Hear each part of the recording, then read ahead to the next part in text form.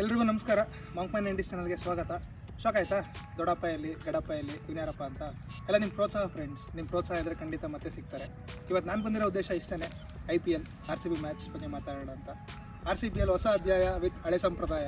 ಮೊದಲನೇ match ದೇವರಿಗೇ ಬಿಟ್ಕೊಟ್ಟಿದ್ದಾರೆ. Match ಅಂತೂ ಚೆನ್ನಾಗಿತ್ತು. ಬ್ಯಾಟಿಂಗಲ್ಲಿ ಒಳ್ಳೆ ಸ್ಟಾರ್ಟ್ ಕೊಟ್ಟಿದ್ರು ಡುಪ್ಲೆಸಿ. ಅದಾದಮೇಲೆ ಬ್ಯಾಟಿಂಗ್ ಆರ್ಡ್ರ್ ಫ್ಲಾಪ್ ಆಯಿತು. ಬಟ್ ಸಮಾಧಾನ ಏನಂತಂತಂದರೆ ಮಿಡ್ಲ್ ಆರ್ಡ್ರು ಕೈ ಹಿಡೀತು.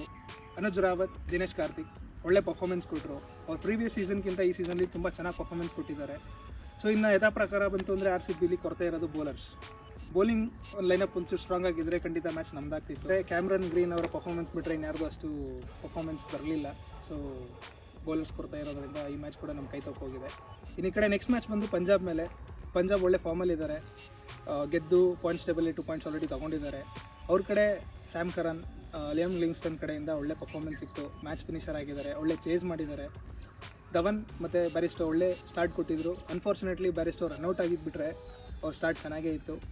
ಮಿಡ್ಲ್ ಆರ್ಡ್ರಲ್ಲಿ ಒಳ್ಳೆ ಪರ್ಫಾರ್ಮೆನ್ಸ್ ಸಿಕ್ಕಿದೆ ಅವ್ರಿಗೂ ಕೂಡ. ಇನ್ನು ಪಂಜಾಬ್ ಬೌಲಿಂಗ್ ಲೈನಪ್ ನೋಡೋದಾದರೆ ಹರ್ಷಲ್ ಪಟೇಲ್ ನಮ್ಮ RCB ಕಡೆಯಿಂದ ಹೋಗಿರೋದು. ಆ ಛಾಯೆನ ಅವ್ರು ಬಿಟ್ಕೊಡ್ತಾ ಇಲ್ಲ. ಮೋಸ್ಟ್ ಎಕ್ಸ್ಪೆನ್ಸಿವ್ ಆಗಿದ್ದಾರೆ. 2 ವಿಕೆಟ್ ತೊಗೊಂಡ್ರು ಕೂಡ ಒಳ್ಳೆ ಎಕ್ಸ್ಪೆನ್ಸಿವ್ ಆಗಿದ್ದಾರೆ. ಅದು ಬಿಟ್ಟರೆ ಬೌಲಿಂಗ್ ಲೈನಪ್ಪಲ್ಲಿ ಅವ್ರದ್ದು ಒಳ್ಳೆ ಪರ್ಫಾರ್ಮೆನ್ಸ್ ಚೆನ್ನಾಗಿತ್ತು. ಮ್ಯಾಚ್ ಅಂತೂ ಗೆದ್ಕೊಂಡಿದ್ದಾರೆ. ಸೊ ನೆಕ್ಸ್ಟ್ ಮ್ಯಾಚ್ ಬಂದು RCB ಜೊತೆ ಹೇಗಿರುತ್ತೆ, ಹೇಗೆ ಪರ್ಫಾರ್ಮೆನ್ಸ್ ಮಾಡ್ತಾರೆ. ಆಲ್ರೆಡಿ 2 ಪಾಯಿಂಟ್ಸ್ ತೊಗೊಂಡಿದ್ದಾರೆ. ನಮ್ಮವರು 2 ಪಾಯಿಂಟ್ಸ್ ತೊಗೋಬೇಕು.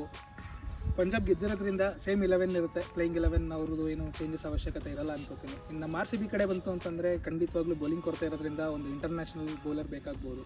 ಸೊ ನಮ್ಮ ಪ್ರಕಾರ ನಮ್ಮ ಪ್ರಿಡಿಕ್ಷನಲ್ಲಿ ಹೋಗೋದಾದರೆ ರಿಸಿ ಟಾಪ್ಲಿನ ರೀಪ್ಲೇಸ್ ಮಾಡಿದ್ರೆ ಖಂಡಿತವಾಗ್ಲೂ ಬೆನಿಫಿಟ್ ಇರುತ್ತೆ, ವೆಯ್ಟೇಜ್ ಸಿಗುತ್ತೆ ಬೌಲಿಂಗಲ್ಲಿ. ಸೊ ಇದಾಗಿರುತ್ತೆ ಪ್ರಿಡಿಕ್ಷನ್. ನೋಡೋಣ ಮ್ಯಾಚ್ ಹೇಗಿರುತ್ತೆ ಅಂದ್ಬಿಟ್ಟು.